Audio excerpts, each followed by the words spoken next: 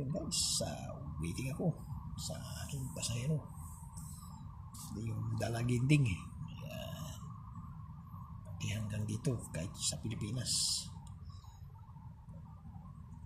ang ating siniservisyohan ay karamihan ay babae. Ganito na talaga siguro ang inyong driver, automatic driver, ang ating tinadrive. Ayan na. Yan ang ating tinadrive. So, waiting tayo ngayon. Mga ka-driver, nakapag-drive na ba kayo ng ganitong sasakyan? Iyan, no?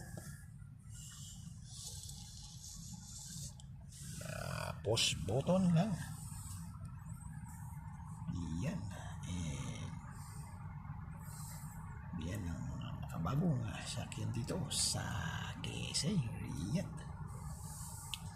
Okay ba ang aking buhok? Sarap himas-himasin. Yan guys, enjoy nyo lang yung ginagawa nyo ngayon. Lipas din ang araw at may panibago tayong bukas na trabaho ulit. Support lang dito guys sa ating